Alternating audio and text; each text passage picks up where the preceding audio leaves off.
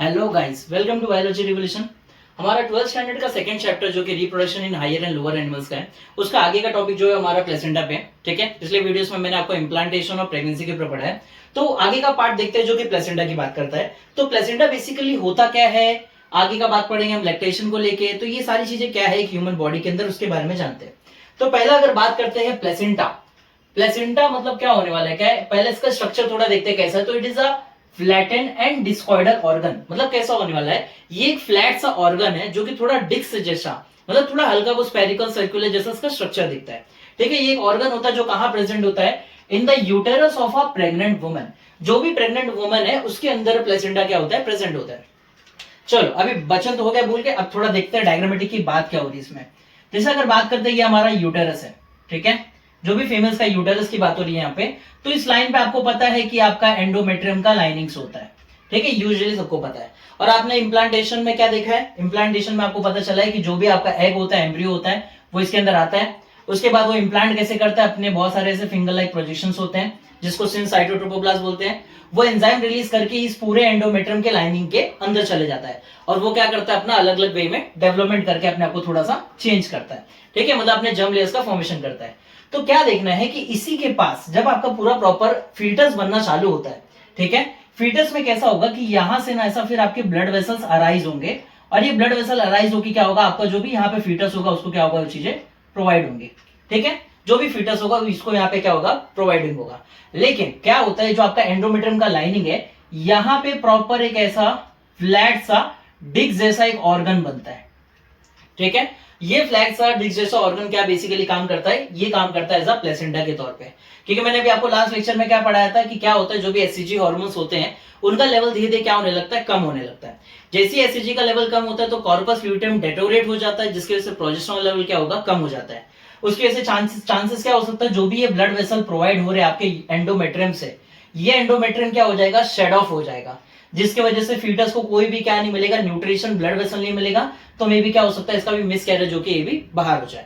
ठीक है, तो यही प्रॉब्लम ना हो, जिसकी वजह से क्या होता है, कॉर्पस ल्यूटेम जब 2 से 4 वीक बाद जब हट जाता है, तो उसके बाद जैसे कि सेकंड ट्राइमेस्टर तक का हट ही जाता है, तो उसके बाद क्या होगा, उसका रोल कौन निभाने लगता है, फिर प्लेसेंटा। बिकॉज ये क्या करेगा, प्रोजेस्टेरोन लेवल को मेंटेन करेगा। प्लेसेंटा का सिर्फ इतना ही काम नहीं है, और भी बहुत सारे काम है, उनको आगे पढ़ने हैं। लेकिन अभी आपको ये समझना है कि जो एंडोमेट्रियम की लाइनिंग है, यहाँ पे एक ऐसा फ्लैट चपटा सा थोड़ा डिस्क जैसा, मतलब सर्कुलर का बहुत कैसा रहेगा, एक ऑर्गन होगा जो कि यूटेरस के अंदर प्रेजेंट होता है और ये प्रेग्नेंट वुमन के अंदर मिलेगा आपको। ठीक है, प्लेसेंटा एक टाइप का टेम्परेरी ऑर्गन होता है। ठीक है, कुछ टाइम के लिए रहता है, जितना टाइम बेबी ग्रो हो रहा है 9 मंथ तक का, तब तक ही रहेगा। आगे बात करते हैं, तो प्लेसेंटा की एक बात करें इंपॉर्टेंट, तो ये आपका एक स्ट्रक्चरल और फंक्शनल कनेक्शन है। समझ में आ रहा है आपको, क्या है ये, स्ट्रक्चरली बना रहे, फंक्शन एक टाइप का। मतलब क्या होने वाला है कि इसके आपका फीटस और आपका जो मदर का यूटेरस है, इनके बीच में कनेक्शन बनाने का काम करता है कौन, आपका प्लेसेंटा। ठीक है, तो वही चीज बोला है कि it is the structural and functional connection between the foetal and a maternal circulation. Maternal मतलब मदर के सर्कुलेशन से। ठीक है, सर्कुलेशन की बात कहां से आ गई, देखो जो भी ब्लड वेसल्स आ रहे होंगे इसके अंदर तक का, तो मैंने आपको क्या बोला, ये सारे उसको क्या प्रोवाइड हो रही है, उसको ब्लड वेसल्स ही प्रोवाइड हो रहे हैं। ठीक है, तो ये क्या बनाता है, मैटरनल का जो सर्कुलेशन होता है वो फीटल के साथ क्या हो जाता है, कनेक्ट हो जाता है। सर्कुलेशन में क्या क्या होने वाला है, जैसे ऑक्सीजन होगा मदर के ब्लड में, न्यूट्रिएंट्स होंगे, ठीक है, हार्मोन्स होंगे, एंटीबॉडीज होंगे, बहुत सारे ऐसे अलग अलग टाइप के सब्सटेंस हो सकते हैं जो आपको फीटस को क्या करते हो, फायदा देते हो। ठीक है, उसको ग्रो करने में हेल्प करते हो। तो ये सारा का सारा चीज ब्लड के थ्रू क्या होता है, फीटस को मिलता है। इसलिए ये जो प्लेसेंटा होता है उसको स्ट्रक्चरल और फंक्शनल बोला जाता है फीटस का भी। ठीक है, आगे ध्यान देते हैं, यहाँ पे क्या बात है आगे कि ये इसके अंदर कनेक्शन क्या है, अम्बिलिकल कॉर्ड होता है, आपको पता है यूजुअली। तो बेसिकली प्लेसेंटा क्या करता है, ये दोनों के बीच में क्या बनाता है, कनेक्शन बनाता है। ठीक है, किन दोनों के बीच में, यूटेराइन के वॉल में, मतलब ये जो यूटेरस का वॉल है, ठीक है, इसके बीच में क्या बनता है, कनेक्शन बनता है टू द फीटस के अम्बिलिकल कॉर्ड तक। मतलब जो उनका नेवल एरिया होता है, नाभि का एरिया जो होता है, वहां पे अम्बिलिकल कॉर्ड क्या होता है, टोटली जाके अटैचमेंट दिखाता है। तो यूटेराइन वॉल से लेके बेबीज के अम्बिलिकल कॉर्ड तक का क्या होता है, कनेक्शन होता है प्लेसेंटा का।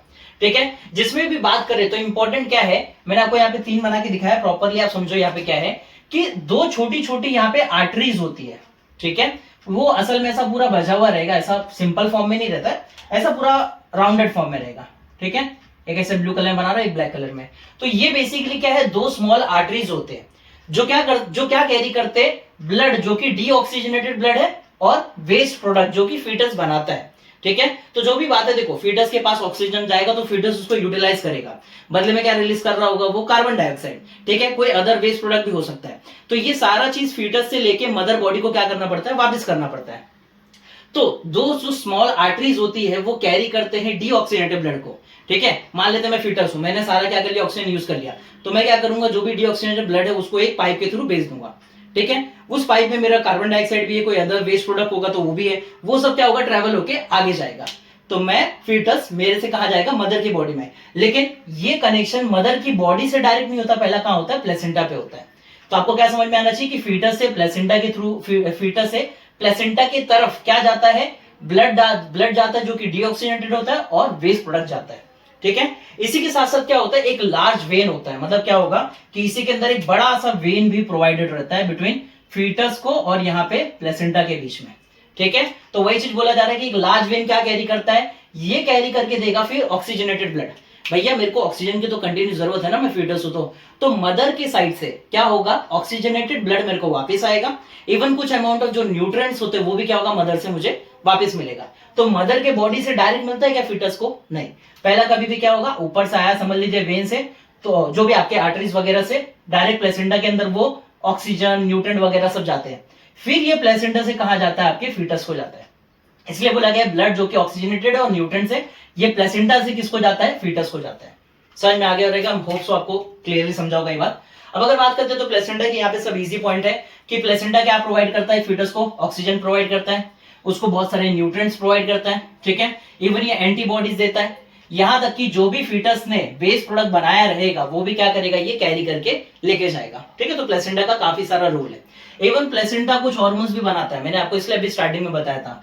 इसलिए एक टाइप का कैसा होता है, ये एंडोक्राइन ग्लैंड होता है, मतलब क्या, जिसके पास प्रॉपर कैसा हो, कुछ ना कुछ प्रोवाइड करने के लिए, या बोल सकते हैं ग्लैंड बेसिकली हार्मोन्स रिलीज करता है, ठीक है। तो एंडोक्राइन ग्लैंड में देख रहे हैं यहाँ पे क्या क्या है, एससीजी हार्मोन है, ठीक है, ह्यूमन क्रोनिकोगोनाडोट्रोपिन हार्मोन है, प्रोजेस्टेरॉन है, एस्ट्रोजन है, रिलैक्सिन है। तो ये सब हार्मोन्स कौन प्रोड्यूस कर रहा है, प्लेसेंटा प्रोड्यूस कर रहा है, ताकि प्रॉपर प्रेगनेंसी जो है वो मेंटेन रहे विदाउट एनी डिस्टर्बेंस, ठीक है। रिलैक्सिंग का मैं ये नहीं बोलूंगा कि पूरा का पूरा आपका यही प्लेसेंटा प्रोवाइड करता है, ज्यादातर ये किससे प्रोवाइड हो रहा होता है, बाय ओवेरी से होता है, ठीक है। एंडोक्राइन ग्लैंड मतलब क्या होता है कि ये क्या होगा, जो भी हार्मोन सीक्रेट होंगे वो डायरेक्ट किसमें जाएंगे, आपके ब्लड वेसल में जाएंगे, और ब्लड वेसल से किसको पहुंच जाता है, फिर फीटस को पहुंच जाता है, ठीक है। आपको थोड़ा सा अगर समझ में आए, थोड़ा सा आपको ट्रिकी समझे, तो यहाँ आर्टरीज में लिखा है कि डीऑक्सीजनेटेड ब्लड है और वेन्स में लिखा है कि ऑक्सीजनेटेड ब्लड है, लेकिन एक यूजुअली ह्यूमन के अंदर क्या होता है, कभी भी आर्टरीज ऑक्सीजनेटेड ब्लड लेके चलती है और वेन्स डीऑक्सीजनेटेड ब्लड लेके चलती है। तो आप थोड़ा सा ये चीज ध्यान रखिएगा, अम्बिलिकल कॉर्ड के केस में यहाँ पे चीजें क्या होती है, रिवर्सिबल होती है, मतलब रिवर्सल होती है, उल्टी होती है सीधे, ठीक है। ये थोड़ा ध्यान रखिएगा। आगे यहाँ पे अगर बात करते हैं तो प्लेसेंटा एक ऐसा लौता ऑर्गन है, ठीक है। It is only the organ जो कि दो इंडिविजुअल्स के मदद से बनता है। ये जो प्लेसेंटा बना है यहाँ पे, ये किसकी मदद से बना है, दो इंडिविजुअल। एक तो कुछ पार्ट कैसा है, मदर का है, और कुछ पार्ट कैसा है यहाँ पे, फीटस का है। तो इसलिए बोला गया दो डिफरेंट इंडिविजुअल है, जिसमें मदर इंक्लूडेड है और फीटस इंक्लूडेड है।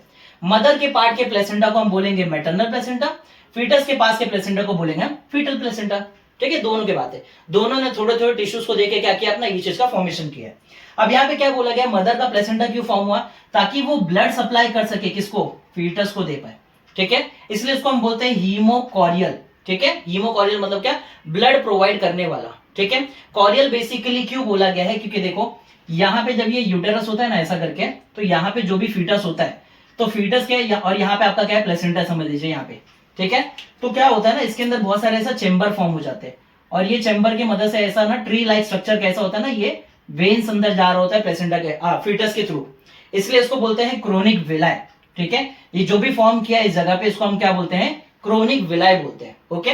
तो बेसिकली जो फीटस का पार्ट होता है उसको फीटल प्लेसेंटा बोलते हैं, और ये क्या फॉर्म कर रहा होता है, क्रोनिक विलाय फॉर्म कर रहा होता है प्लेसेंटा के अंदर, ओके। तो ये पूरा पार्ट था आपका प्लेसेंटा का, जिसमें आपको डिफरेंट टाइप के समझने थे कि किस तरीके से अम्बिलिकल कॉर्ड किसमें जुड़ा हुआ है, या कौन कौन से आर्टरीज वेन्स हैं, प्लेसेंटा का क्या फंक्शन है, किस वजह से बना है, ठीक है, क्या क्या रोल होता है। आगे देखते हैं हमारे टॉपिक 2.10 पे लैक्टेशन को लेके, ठीक है। आपको लग रहा होगा कि मेरा मैथ्स बहुत खराब है, 2.8 से डायरेक्ट 10 पे कहां पूछ सकते हैं, तो ये थोड़ा छोटा सा टॉपिक है, इसलिए मैं इसको अभी कवर कर रहा हूँ। जस्ट थोड़े टाइम बाद अभी हम नेक्स्ट कवर करते हैं आपका पार्चुरेशन को लेके, ठीक है। तो लैक्टेशन बेसिकली मतलब क्या होता है, इट इज द, मतलब ये बेसिकली स्टार्ट कब होता है, it is at the end of the pregnancy. Simple basic बात बोले तो लैक्टेशन मतलब क्या, जो भी मिल्क प्रोड्यूस होता है एक मदर की बॉडी से उनके मेमोरी ग्लैंड के थ्रू, उसी को लैक्टेशन बोलते हैं, ठीक है। लैक्टेशन बेसिकली मतलब क्या है, जब तक फीडिंग किया जा रहा है बेबी को, वो आपका लैक्टेशन पीरियड के अंदर आता है। तो ये लैक्टेशन चालू कब होता है, कभी भी ह्यूमन वुमन के बॉडी में या एक फीमेल बॉडी में जो भी मिल्क प्रोडक्शन है वो बिफोर प्रेगनेंसी कभी नहीं स्टार्ट होगी। आफ्टर द प्रेगनेंसी और प्रेगनेंसी जैसे जैसे एंड हो रही होती है, एट द 8 मंथ के थोड़ा बाद 9 मंथ तक का जब एकदम एंड पोजीशन पे आ जाता है, तो उस टाइम पे क्या होता है कि मदर्स का जो मेमोरी ग्लैंड होता है, ठीक है, यहाँ पे जो भी मेमोरी ग्लैंड है वो क्या प्रोड्यूस करना स्टार्ट कर देता है, मिल्क को। ठीक है, या बेसिकली बात करें तो पार्चुरेशन जब होने वाला था एकदम प्रॉपरली, तो उसके कुछ दिन पहले से क्या हो जाता है, मेमोरी ग्लैंड काफी हद तक की डेवलप हो जाती है। और जैसी बेबी का मतलब बोल सकते हैं डिलीवरी हो जाता है, पार्चुरेशन हो जाता है, उसके बाद मदर क्या कर सकती है, इजीली फीड कर सकती है अपने बेबी को। ठीक है, तो यहाँ पे क्या बोला गया है, लैक्टेशन कब स्टार्ट होता है, it is at the end of the pregnancy, जहां पे मदर्स का जो मेमोरी ग्लैंड होता है वो क्या प्रोड्यूस कर सकता है, मिल्क को। ठीक है, और ये किस वजह से होता है, एक हार्मोन की वजह से जिसका नाम क्या है, प्रोलैक्टिन हार्मोन। ठीक है, तो बेसिकली आपके ब्रेन के एरिया से एक ग्लैंड होता है पिट्यूटरी हार्मोन, पिट्यूटरी ग्लैंड को लेके, पिट्यूटरी ग्लैंड वहां से सिक्रेट करता है प्रोलैक्टिन हार्मोन को। तो ब्रेन से प्रोलैक्टिन हार्मोन सिक्रेट होकर कहा जाएगा at the chest region, breast region के पास में, जिसके बाद क्या होगा, वहां का जो मेमोरी ग्लैंड होता है वो क्या हो जाता है, डेवलप हो जाता है, और मेमोरी ग्लैंड मिल्क प्रोडक्शन करना स्टार्ट कर देता है। ठीक है, आगे ध्यान देते हैं, यहाँ पे जो भी फ्लूइड सिक्रेटेड होता है एट द फर्स्ट बर्थ, ठीक है, जैसे बर्थ हुआ, ओके, बेबी का बर्थ हुआ, और जो भी पहला फ्लूइड सिक्रेट होता है मदर्स की बॉडी से, fluid secreted just after the birth, ठीक है, मदर्स की बॉडी से जो भी सबसे पहला फ्लूइड सिक्रेट होता है मेमोरी ग्लैंड के थ्रू, उसको हम क्या बोलते हैं, क्लोस्ट्रम। ठीक है, इंपॉर्टेंट है ये पार्ट, ध्यान रखिएगा, इसको हम क्या बोलते हैं, क्लोस्ट्रम। ये बेसिकली येलो स्टिकी फ्लूइड होता है। ठीक है, कैसा रहेगा, ये थोड़ा येलो इस टाइप का होगा, स्टिकी फ्लूइड होगा, और इसके अंदर क्या क्या चीजें कंटेन होती है, तो क्या क्या चीजें इंपॉर्टेंटली है, इस स्टिकी फ्लूइड के अंदर प्रोटीन्स भी होते हैं, ठीक है, लैक्टोज भी होते हैं, ओके, इवन इसके अंदर आईजीए एंटीबॉडीज होती है। आईजीए बेसिकली पांच टाइप के आपके बॉडी के अंदर एंटीबॉडीज होती है, जो इन्फेक्शन या कोई चीज के अदर चीज के अगेंस्ट क्या करती है, फाइट करती है। तो IgA it is the immunoglobulin antibodies है। ठीक है, ये बनता है, ये मतलब ये क्लोस्ट्रम के अंदर प्रेजेंट होता है, और इवन फैट भी होता है, लेकिन बहुत ही कम अमाउंट में फैट होता है। समझ में आ गया आपको, ये क्लोस्ट्रम के अंदर क्या है, प्रोटीन्स है, लैक्टोज है, आईजी और फैट है। इसका बेसिक मदद क्या करेगा ये बेबी को, तो it helps to newborn baby to fight against foreign substances. ठीक है, मतलब क्या बोलना चाह रहा है कि जैसे अगर एक छोटा बच्चा है, तो छोटा बच्चा आते ही बराबर उसके अंदर पूरी इम्यूनिटी डेवलप नहीं होती उसकी बॉडी के। ठीक है, तो क्या होगा, जब तक के लिए जो क्लोस्ट्रम होता है वो मदद करता है उसके बॉडी के अंदर। ये जो आईजीए जाता है, कैसा हो गया कि अगर मान लेते बेबी पार्चुरेट हो गया, उसके बाद कोई छोटा मोटा भी उसको कोई इन्फेक्शन वगैरह हो गया, तो ये जो आईजीए की एंटीबॉडीज है ये क्या करती है, उससे फाइट करती है इन्फेक्शन से, और उसको एलिमिनेट करती है, और बेबी को क्या करते हैं, सेफ करते हैं। तो वही बात है कि ये जो आईजीए का एंटीबॉडी है क्या होता है, ये क्लोस्ट्रम में होता है, जो कि बेबी को फीड करना जरूरी होता है।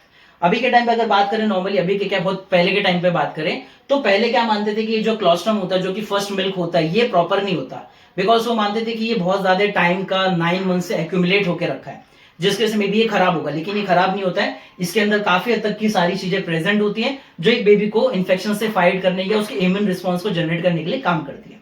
ठीक है, और ये कब तक आईजीए का एंटीबॉडी काम कर रहा होगा, बेसिकली जब तक बेबी खुद का इम्यून सिस्टम डेवलप ना कर ले, until babies immune responses are develop. तो बेसिकली लैक्टेशन में मतलब क्या था, एंड ऑफ द प्रेगनेंसी पे स्टार्ट होता है। ठीक है, एक प्रोलैक्टिन हार्मोन की वजह से इनिशिएट हो जाता है, जो भी पहला फ्लूइड सीक्रेट होता है उसको हम बोलते हैं क्लोस्ट्रम। इट इज वेरी इंपॉर्टेंट, ये येलो स्टिकी फ्लूइड होता है, प्रोटीन होता है, लैक्टोज होता है, आईजीए के एंटीबॉडीज होते हैं, और फैट होता है, लेकिन काफी कम अमाउंट में। ये आईजीए का एंटीबॉडी क्या करता है, कोई भी इंफेक्शन अगर बेबी को लगे तो उससे वो फाइट करने में मदद करता है। कब तक रहेगा, जब तक बेबी का खुद का इम्यून सिस्टम डेवलप ना हो जाए। ओके, इसी के साथ हमारे नेक्स्ट टॉपिक पे चलते हैं, पार्चुरेशन पे। ओके, तो इसी तरह हम हमारे सेकेंड टॉपिक पे जाते हैं, जो कि है पार्चुरेशन का। ठीक है, बेसिकली पार्चुरेशन मतलब क्या होने वाला है यहाँ पे, कि एक बेबी को बर्थ देने को हम क्या बोलते हैं, पार्चुरेशन बोलते हैं। ठीक है, एक साइंटिफिक वर्ड देते हैं और कुछ नहीं।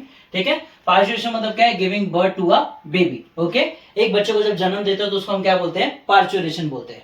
ओके, अब अगर इसमें बात करें तो पार्चुरेशन ना कुछ फिजिकल एक्टिविटीज शो करता है, और इवन इसके अंदर जो भी ये फिजिकल एक्टिविटीज है ये कुछ आपके न्यूरो एंडोक्राइन मैकेनिज्म की वजह से होते हैं। ओके, बेसिकली देखते हैं कि करके टॉपिक्स में क्या क्या बोला गया है।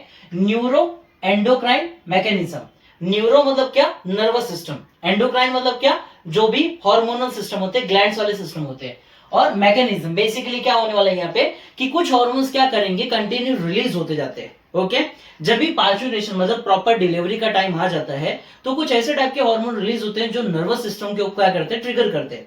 और एक बार जब नर्वस सिस्टम ट्रिगर होता है तो वहां पे क्या होने वाला है कि काफी हाई अमाउंट में जो भी यूटेरस होता है वो कॉन्ट्रैक्शन करना चालू कर देता है, जिसकी वजह से जो बेबी है वो पुश होके नीचे आना स्टार्ट हो जाता है। ओके, तो इसमें देखते हैं न्यूरो एंडोक्राइन मैकेनिज्म में कैसा है कि इसके अंदर आपको क्या बोला है कि signals from the foetus and placenta. Basically signals जो भी होंगे वो दो जगह से जनरेट होने वाले हैं, या तो आपका फीटस, या तो नहीं, बेसिकली फीटस आपका क्या करता है, कुछ सिग्नल्स को जनरेट करना चालू करता है, ताकि से मतलब फीटस की तरफ से रिस्पॉन्स आना स्टार्ट होता है कि अब क्या होने का टाइम आ गया, डिलीवरी होने का टाइम आ गया, प्रॉपर डेवलपमेंट कंप्लीट हो गया। इवन प्लेसेंटा के थ्रू भी क्या होते हैं, कुछ टाइप के सिग्नल्स प्रोवाइड होते हैं आपके बोल सकते हैं या मदर्स की बॉडी को। ओके, तो ये सिग्नल की वजह से कौन सी 3 से 4 चीजें हो सकती हैं। तो इसमें पहला आपको बोला है, सबसे पहला कि ऑक्सीटोसिन के रिसेप्टर को क्या कर दिया जाए, इंक्रीज कर दिया जाए। अगर बेसिक बात करें तो मान लेते हैं यहाँ पे एक ऐसा यूटेरस है, ठीक है, तो यूटेरस की यहाँ पे आपको क्या कर दिया जाएगा, ऐसे बहुत सारे रिसेप्टर्स होते हैं ऑक्सीटोसिन के, इनका नंबर को बढ़ा दिया जाएगा। जैसा भी एक है तो यहाँ पे 1 2 ऐसा करके क्या करेंगे, कंटिन्यू बढ़ाते जाएंगे, बहुत सारे रिसेप्टर हो जाएंगे पूरे मसल्स के ऊपर। ये ऑक्सीटोसिन का काम क्या है वो थोड़ा आगे देखेंगे क्या है, ठीक है। तो पहले आपको ये समझ में आना चाहिए कि सबसे पहला क्या होने वाला है, फीटस और प्लेसेंटा के थ्रू से अगर कोई सिग्नल जाता है तो सबसे पहला काम क्या होगा कि ऑक्सीटोसिन के रिसेप्टर का नंबर क्या हो जाता है, बढ़ जाता है in the uterus. Okay, next बात करते हैं तो क्या हो जाता है, माइल्ड यूटेराइन कॉन्ट्रैक्शन स्टार्ट हो जाता है, मतलब थोड़ा थोड़ा धीरे धीरे क्या होगा, ये चीजें कॉन्ट्रैक्ट होना स्टार्ट होती है। तो ये यूटेरस धीरे धीरे कॉन्ट्रैक्ट होगा, जिसके साथ यहाँ पे जो बेबी रहता है, ठीक है, वो क्या होने लगेगा, वो टुवर्ड्स द सर्विक्स साइड पे क्या होगा, पुश होगा। आपका यहाँ का स्टार्टिंग का जो रीजन होता है ये कौन सा होता है, सर्विक्स का होता है, ठीक है। उसके बाद जो प्रॉपर एरिया आता है जो वो कौन सा होता है आपके यहाँ पे, ये वजाइनल रीजन होता है, ठीक है, ये वजाइना का एरिया होता है। तो बेबी को सबसे पहले यूटेरस से सर्विक्स की तरफ, देन सर्विक्स से वजाइना की तरफ क्या करते हैं, पुश करते हैं, ठीक है। तो यहाँ पे क्या हो जाएगा, माइल्ड का यूटेराइन कॉन्ट्रैक्शन आता है, यूटेरस के अंदर कॉन्ट्रैक्शन देखने मिलता है। इवन आपका जो एस्ट्रोजन और प्रोजेस्टेरॉन का रेशियो होता है, इसके भी नंबर को क्या कर दिया जाता है, बहुत हाई अमाउंट में बढ़ा दिया जाता है, ठीक है, फ्लक्चुएशन बहुत ज्यादा ही होता है इनका भी। तो यहाँ पे ये 3 चीजें होंगी जब सिग्नल किसके थ्रू जाएगा, फीटस और प्लेसेंटा के थ्रू। तो ये सारा चीजें होने के बाद क्या होता है, जो भी मायोमेट्रियम होता है वो बहुत ही हाईली विग्रस कॉन्ट्रैक्शन दिखाना स्टार्ट कर देता है। मायोमेट्रियम कौन सा आपको मैंने पढ़ा है आपके बहुत पीछे के सेक्शंस में। तो ये आपका जो अंदर का लेयर होता है उसको आप क्या बोलते हो, एंडोमेट्रियम। एंडोमेट्रियम के जस्ट ऊपर एक और पतली सी लेयर होती है उसको हम क्या बोलते हैं, पेरीमेट्रियम। और पेरीमेट्रियम के सबसे आउटर साइड एक लेयर होती है जिसको हम क्या बोलते हैं, मायोमेट्रियम, ठीक है। तो ये मायोमेट्रियम इतना ज्यादा कॉन्ट्रैक्शन करना स्टार्ट होता है, इतना ज्यादा हाईली कॉन्ट्रैक्ट हो जाता है कि बेबी को क्या करना पड़ता है, आगे की तरफ पुश करना पड़ता है, ठीक है। तो ये 3 चीजों की वजह से बेसिकली क्या होता है, मायोमेट्रियम को कॉन्ट्रैक्शन करने के लिए सिग्नल्स आते हैं। ओके, नेक्स्ट यहाँ पे हम दूसरा प्रॉपर्टीज देखते हैं कि जो बात बोला गया फिजिकल एक्टिविटीज को लेके। तो फिजिकल एक्टिविटीज क्या क्या देखने मिला आपको, यूटेरस का कॉन्ट्रैक्शन हो रहा है, ठीक है। और क्या देखने मिल सकता है, मे बी आपको ये जब बेबी पुश होगा तो सर्विक्स का एरिया क्या हो जाएगा, बड़ा हो जाएगा, मतलब ये क्या हो जाएगा, डायलेट हो जाएगा। ऊपर कॉन्ट्रैक्ट होगा, नीचे डायलेट होगा। वजाइनल एरिया भी क्या हो जाएगा, ये भी डायलेट हो जाएगा। तो आपको क्या क्या देखने मिल रहा है कि यूटेराइन और एब्डोमिनल का कॉन्ट्रैक्शन होगा, मतलब जितना भी यूटेरस वाला एरिया होगा या इसके ऊपर एब्डोमिनल का एरिया, ये सब कॉन्ट्रैक्ट होगा, जिसके से कॉन्ट्रैक्शन से क्या होगा, बेबी क्या होने लगता है, नीचे की साइड पुश होने लगता है। इवन यहाँ पे क्या होगा, डायलेशन होगा। डायलेशन मतलब क्या होगा, जैसे कॉन्ट्रैक्शन होता है जिसमें सुकुड़ जाता है, तो डायलेशन मतलब क्या होगा, रिलैक्स हो जाएगा, मतलब थोड़ा फैल जाएगा। तो बेसिकली ये सर्विक्स और वजाइना में क्या हो जाएगा, ये दोनों एरिया रिलैक्स हो जाते हैं, मतलब क्या हो जाएंगे, डायलेट हो जाएंगे, थोड़े साइज में इंक्रीज हो जाते हैं। ओके, जिसको ये पूरे को इस कलेक्टिवली जो काम हो रहा है, जिसमें यूटेरस और एब्डोमिनल का कॉन्ट्रैक्शन, इवन सर्विक्स और वजाइना का डायलेशन देखने मिले, तो ये पूरे कलेक्टिवली ये बातों को हम क्या बोलते हैं, क्या क्रिएट हो गए, लेबर, ठीक है। लेबर वर्ड का लेबर टर्म हम कब यूज करते हैं, यूटेराइन एब्डोमिनल का contraction and dilation of the cervix and vagina. Okay, next अगर बात करें तो इसी के साथ साथ, इतना काम के साथ साथ और क्या हो सकता है, और कौन सी फिजिकल एक्टिविटीज देखने मिल सकती है। तो बेसिकली ये लेबर किस इसके साथ एसोसिएट रहता है, इसके साथ और भी क्या हो रहा होता है, डिस्कम्फर्टनेस। बेसिकली थोड़ा बहुत अजीबपन लगना स्टार्ट होगा, काफी हाई सेंसेशन आने लगेंगे, ठीक है, अलग अलग चीजों के सेंसेशन। बेसिकली इसके अंदर सेंसेशन पेन का ही होता है, तो इसके अंदर हम इस सारी चीजों को क्या बोलते हैं, लेबर पेन, ठीक है। पेन क्यों क्रिएट होता है, बिकॉज कैसा होता है, इसके आजू बाजू जो भी ब्लड वेसल्स होते हैं ना, वो बेचारे बेबी के आने की वजह से सब दब जाते हैं, जितने भी यूटरस के आके ब्लड वेसल होंगे, इसके से पेन वगैरह क्रिएट हो जाता है, ठीक है। तो ये फिजिकल एक्टिविटीज थे और ये आपके न्यूरो एंडोक्राइन मैकेनिज्म्स थे। आगे देखते हैं इसके अंदर क्या होने वाला है। जो भी आपका फुल्ली डेवलप फीटस होता है, ठीक है, अगर जो भी फीटस प्रॉपर डेवलप हो गए तो वो तो सिग्नल देना स्टार्ट करने वाला था, जिसके से ये सारी एक्टिविटी होने वाली थी। तो ये फीटस क्या करता है, ये कुछ सिग्नल देता है। कौन सी जगह से सिग्नल देता है, तो ये अपने खुद के बॉडी के जो फीटस है, फीटस की खुद के बॉडी के अंदर होता है पिट्यूटरी ग्लैंड, ठीक है, जो कि उसके ब्रेन एरिया के पास में होने वाला है, और एक होता है उसका एड्रिनल ग्लैंड, जो कि जस्ट ऐसा उसका जो किडनी होता है, किडनी के ऊपर होता है, ठीक है, ऐसा कुछ किडनी जैसा होगा आपका स्ट्रक्चर। इसके किडनी के जस्ट ऊपर एक ऐसा हैट लाइक स्ट्रक्चर होता है, टोपी जैसा, इसको हम बोलते हैं एड्रेनल ग्लैंड। ठीक है, तो जो भी फीटस होता है, फीटस के जो किडनी के ऊपर एड्रेनल ग्लैंड है, वहां से कुछ सिग्नल रिलीज होगा, और ब्रेन के अंदर जो पिट्यूटरी ग्लैंड होता है, वहां से कुछ सिग्नल क्या होगा, रिलीज होगा। कौन से दो टाइप के सिग्नल रिलीज होंगे, तो पिट्यूटरी से रिलीज होता है ACTH, एडेनोकॉर्टिकोट्रोपिक हार्मोन। ठीक है, क्या नाम है इसका, एडेनोकॉर्टिकोट्रोपिक हार्मोन। ठीक है, तो ये इसका नाम है ACTH का। एडिनोकॉर्टिकोट्रोपिक हार्मोन फ्रॉम पिट्यूटरी ग्लैंड से रिलीज होगा, और एड्रेनल ग्लैंड से कौन सा रिलीज होगा, कॉर्टिकोस्टेरॉइड हार्मोन। ठीक है, और ये दोनों की मदद से, ये दोनों हार्मोन की मदद से क्या होने वाला है, यूटेराइन का कॉन्ट्रैक्शन बहुत ज्यादा बढ़ जाता है। कैसे बढ़ता है, तो बेसिकली ये जो दोनों आपके ग्लैंड से हार्मोन सिक्रेट हुए, ये डायरेक्टली जाके किसको ट्रिगर करते हैं, तो मदर्स के पिट्यूटरी ग्लैंड को ट्रिगर करते हैं। ठीक है, बेबी का पिट्यूटरी ग्लैंड और बेबी का एड्रेनल ग्लैंड ने ये दो हार्मोन रिलीज किए। ये दोनों हार्मोन जाके किसको ट्रिगर कर रहे हैं, तो मदर के बॉडी में जो ब्रेन में पिट्यूटरी ग्लैंड होगा, वहां पे जाके इसको ट्रिगर करेंगे। इसको ट्रिगर करने का मकसद क्या होने वाला है इनका, कि ये जब ट्रिगर हुआ मदर के बॉडी के अंदर, ठीक है, तो ये रिलीज करते हैं कुछ हार्मोन, जिसका नाम क्या है, बेसिकली इंपॉर्टेंटली ऑक्सीटोसिन।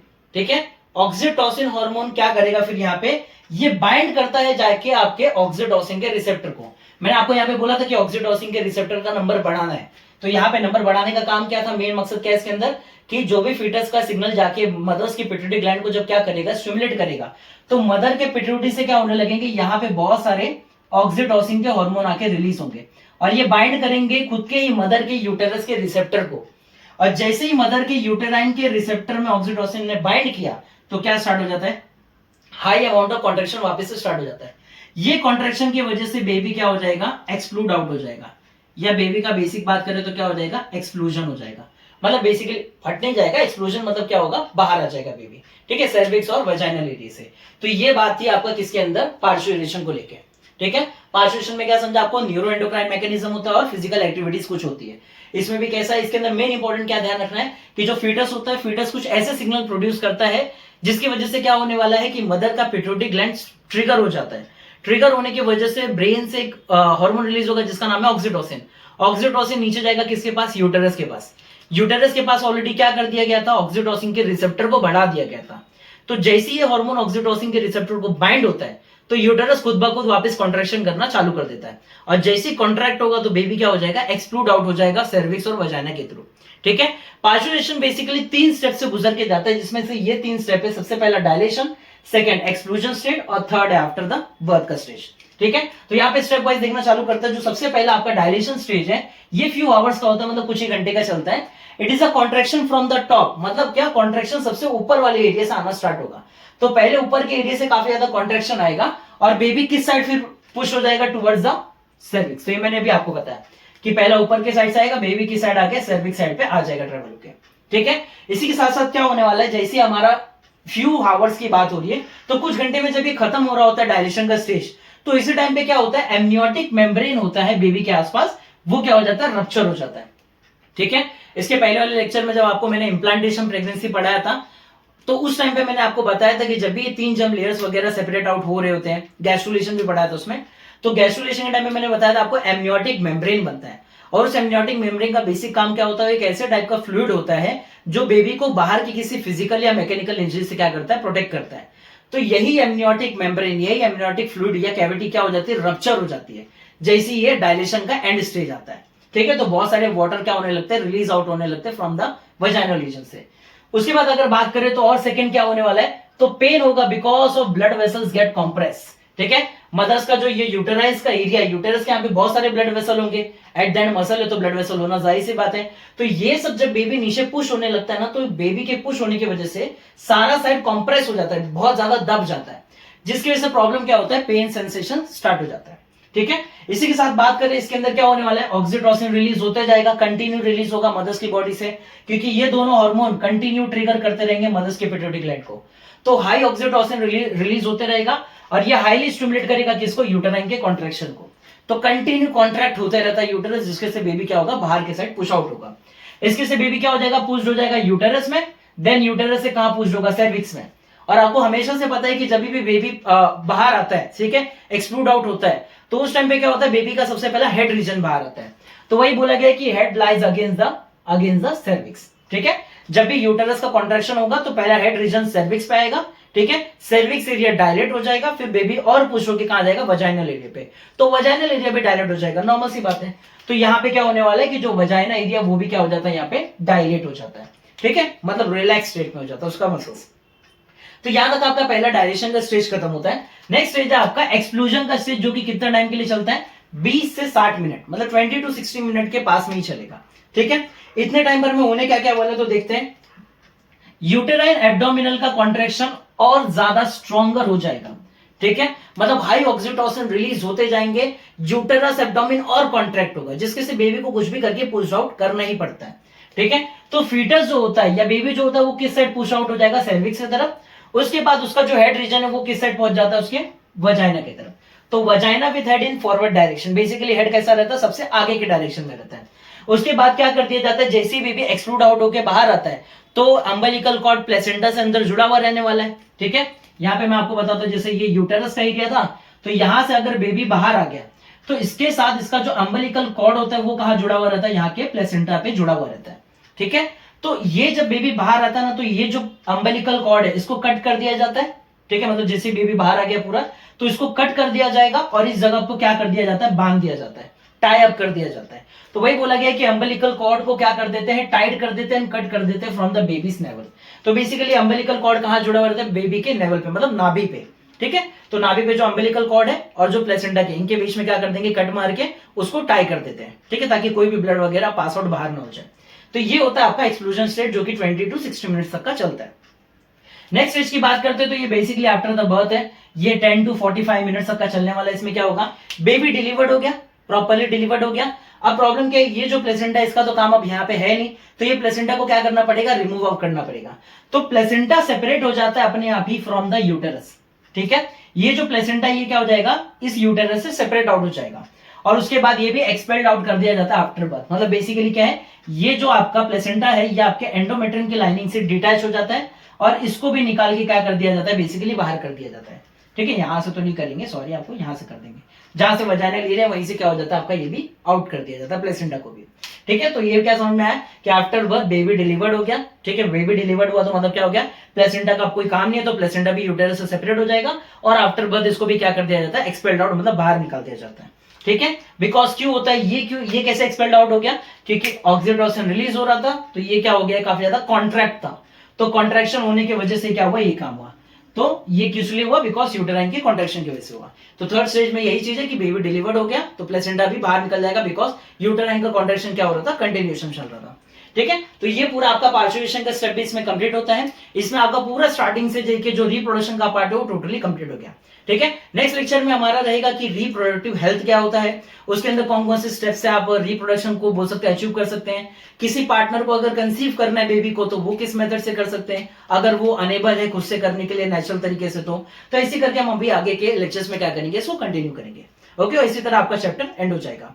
होपफुल आपको ये वीडियो काफी ज्यादा हेल्पफुल होगा आपके लिए। ठीक है, इसी तरह बने रहे हमारे साथ। Thank you so much.